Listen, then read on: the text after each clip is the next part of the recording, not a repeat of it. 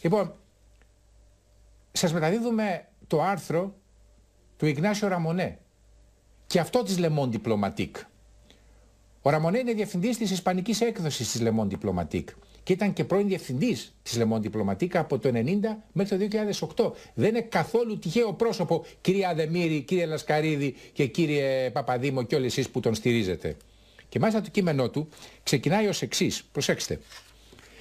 Η 21η Φεβρουαρίου του 2012 θα είναι πλέον για την Ελλάδα η ημερομηνία της μεγάλης παράδοσης.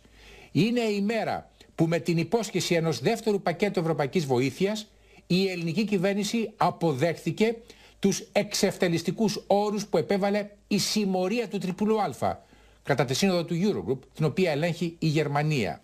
Δηλαδή δρακόντιες μειώσεις στις δημόσιες δαπάνες, περικοπές στους κατώτατους μισθούς του ιδιωτικού τομέα και στις συντάξεις, απόλυση 150.000 δημοσίων υπαλλήλων, αύξηση της φορολογίας, μαζικές ιδιωτικοποίησεις. Και το συγκλονιστικό άρθρο στη Le Monde Diplomatique του Ιγνάσιο Ραμονέ συνεχίζει ως εξής. Κι όμως οι Έλληνες είχαν ήδη υποστεί ένα πραγματικό χρηματοπιστωτικό πραξικόπημα στις 10 Νοεμβρίου, όταν το Βερολίνο τους επέβαλε μια τρικομματική κυβέρνηση αποτελούμενη από τους σοσιαλδημοκράτες, τους συντηρητικούς και τους ακροδεξιούς, υπό τον Λουκά Παπαδήμο, πρώην αντιπρόεδρο της Κεντρικής Ευρωπαϊκής Τράπεζας. Όμως η θυσία τους, ύστερα από την απίστευτα σκληρή θεραπεία σοκ που υφίστανται επί 4 χρόνια, δεν ωφέλησε σε τίποτα. Αυτή τη φορά το χτύπημα είναι ακόμα σοβαρότερο, γιατί από την Αθήνα ζητήθηκε μια τεράστια παραχώρηση εθνικής κυριαρχίας, πιθανόν η μεγαλύτερη που εκχωρήθηκε από μια χώρα σε καιρό ειρήνης. Στην πραγματικότητα, η Ελλάδα τέθηκε υπό την εποπτεία της Ευρωπαϊκής Ένωσης και πλέον σε ό,τι αφορά στον προπολογισμό και τα δημοσιονομικά της δεν έχει παρά μια περιορισμένη κυριαρχία. Η επίθεση που δέχτηκε η Ελλάδα ήταν αναμενόμενη.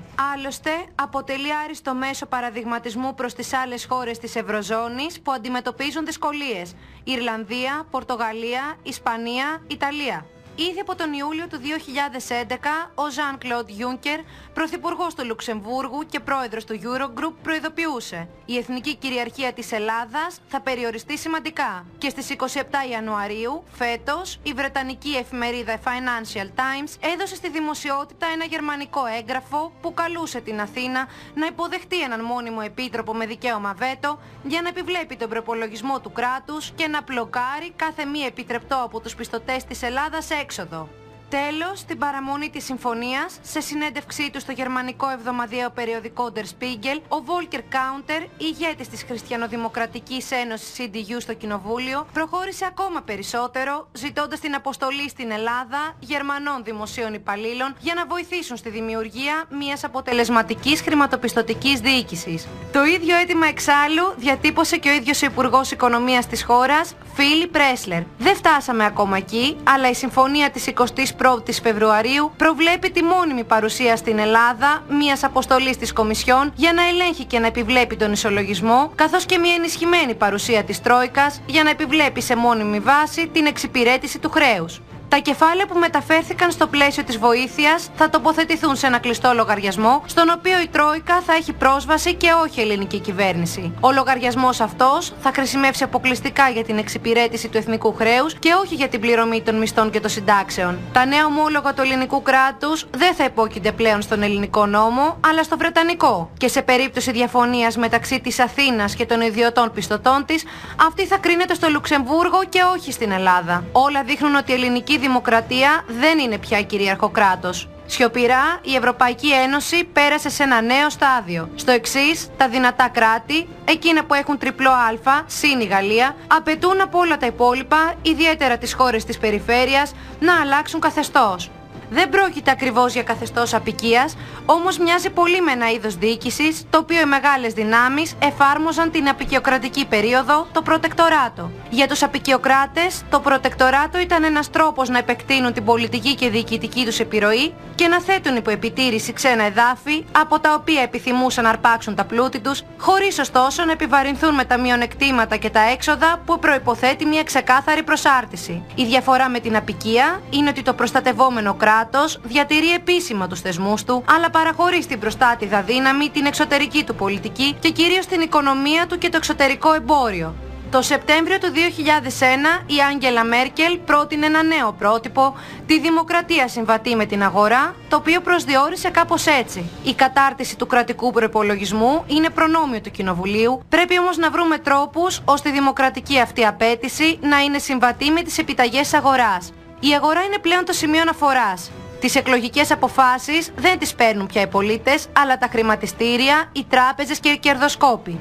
Η νέα αυτή αντιδημοκρατική φιλοσοφία κερδίζει σιγά σιγά την Ευρώπη. Μεταφράζεται σε νόμους και συνθήκες που περιορίζουν όλο και περισσότερο το περιθώριο ελιγμών των κυβερνήσεων και λειτουργούν ως αυτόματος πιλότος για να καθυποτάξουν τις κοινωνίες και να τις οδηγήσουν με υφέρποντα και μυστικό τρόπο προς μια ομόσπονδη Ευρώπη. Από αυτή την άποψη, η τιμωρία της Ελλάδας είναι το μοντέλο που απειλεί κάθε απίθαρχη ευρωπαϊκή χώρα και θα γίνει και επίσημα κανόνα τον ερχόμενο Ιούλιο όταν επικυρωθεί ο Ευρωπαϊκός Μηχανισμός Σταθερότητας, ESM, μόνιμο ταμείο διάσωσης. Σχεδιασμένο από την Άγγελα Μέρκελ και επικυρωμένο από τον Νικολά Σαρκοζή, το ESM είναι μια νέα διακυβερνητική οργάνωση, ένα είδος Ευρωπαϊκού Διεθνούς Νομισματικού Ταμείου. Το ESM είναι δομικά τμήμα του Φορολογικού Συμφώνου που υιοθετήθηκε στις 30 Ιανουαρίου από 25 από τους 27 αρχηγούς κρατών της Ευρωπαϊκής Ένωσης.